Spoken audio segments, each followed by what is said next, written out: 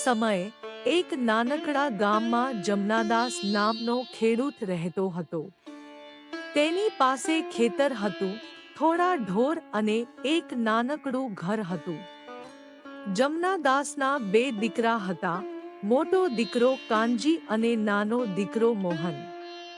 કાનજી ખૂબ જ લાલચી અને સ્વાર્થી હતો. તે હંમેશા પોતાના ફાયદા વિશે જ વિચારતો. જ્યારે મોહન ખૂબ જ દયાળુ અને મદદગાર હતો. તે હંમેશા ગરીબો અને જરૂરિયાતમંદોની મદદ કરવા તત્પર રહેતો. એક દિવસ જમનાદાસે બંને દીકરાને બોલાવીને કહ્યું, બેટાઓ, મારી પાસે તમારા માટે એક ખજાનો છે. તેણે તેમને એક જૂનો, કાટ લાગેલો કળશ બતાવ્યો અને કહ્યું, આ કળશમાં સોનું છે. તમે બંને મળીને આ કળશને કોઈ જગ્યાએ દાટી રાખો. મારા મૃત્યુ પછી બંને સરખા ભાગે વેચી લેજો.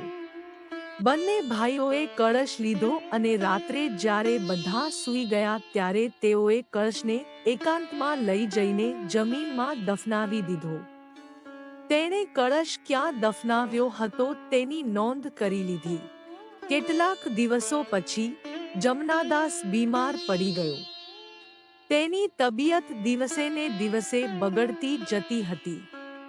મરતા પહેલા તેણે મોહનને બોલાવીને કહ્યું, બેટા, મોટો દીકરો ખૂબ જ લાલચી છે.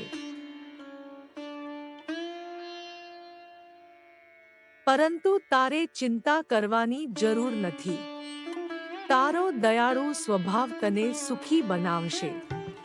જમનાદાસના મૃત્યુ પછી એક રાતે ચોરીથી કાનજીએ દાટેલા કળશને બહાર કાઢ્યો. તેણે કળશ ખોલીને જોયું તો તેમાં સોનાના સિક્કા ભરેલા હતા. તે ખૂબ જ ખુશ થયો.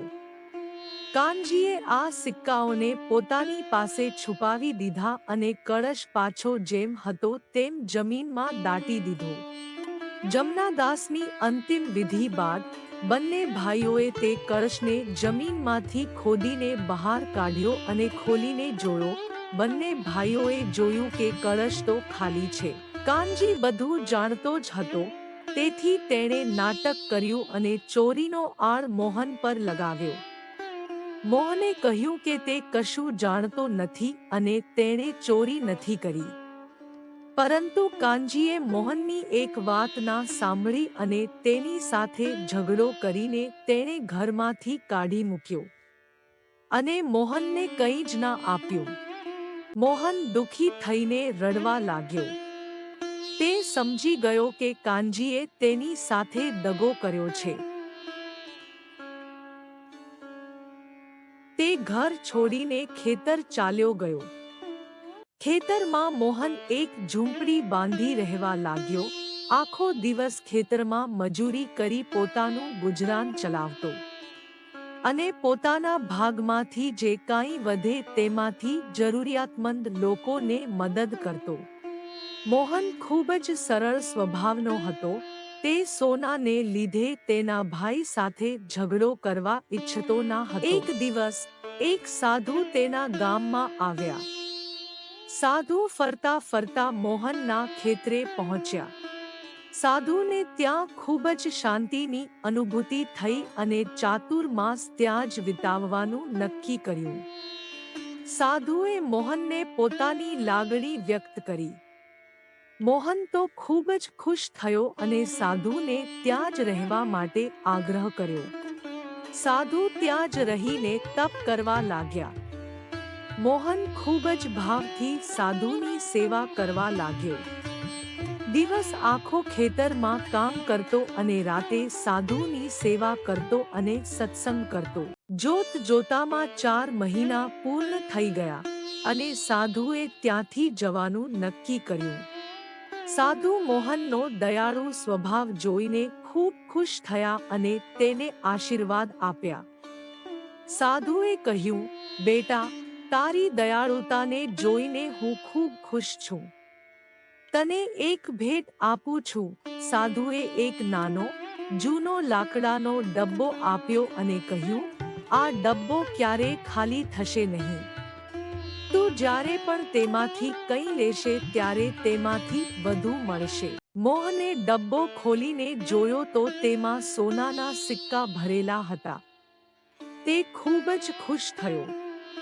તેણે આ સિક્કાઓથી ગરીબોની મદદ કરવાનું ચાલુ કર્યું. મોહને સાધુના આપેલા ડબ્બામાંથી સિક્કા લઈને ગરીબો અને જરૂરિયાતમંદોની મદદ કરવાનું ચાલુ રાખ્યું. તેની ખ્યાતિ વધતી ગઈ અને તે ખૂબ જ સુખી થઈ ગયો. બીજી તરફ કાનજીએ જે સોનાના સિક્કા છુપાવ્યા હતા તેનો તેણે ખોટા કામોમાં ઉપયોગ કરવાનું શરૂ કર્યું. તેણે જુગાર રમ્યો, દારૂ પીધો અને ખોટા માર્ગે ચાલવા લાગ્યો. થોડા સમય પછી તેના બધા પૈસા ખતમ થઈ ગયા અને તે ગરીબ બની ગયો. કાનજીને જ્યારે ખબર પડી કે મોહનની ખ્યાતિ ખૂબ જ વધી ગઈ છે ત્યારે તેને ઈર્ષ્યા થઈ. તેણે જાણ્યું કે આ બધો સાધુએ આપેલા ડબ્બાનો પ્રતાપ છે. તેણે મોહન પાસેથી તે ડબ્બો છીનવી લેવાનો પ્રયાસ કર્યો. કાનજી મોહનની ઝૂંપડી પર ગયો અને તે ડબ્બો ગોતીને લઈ લીધો. કાનજીએ ઘરે જઈને જેવો ડબ્બો ખોલ્યો કે અંદરથી કાળા નાગે ફૂંફાડો માર્યો અને બહાર નીકળી કાનજીને દંડ દેવા કાનજીની પાછળ પડ્યો. કાનજી ડબ્બો લઈને દોડતો મોહન પાસે આવ્યો.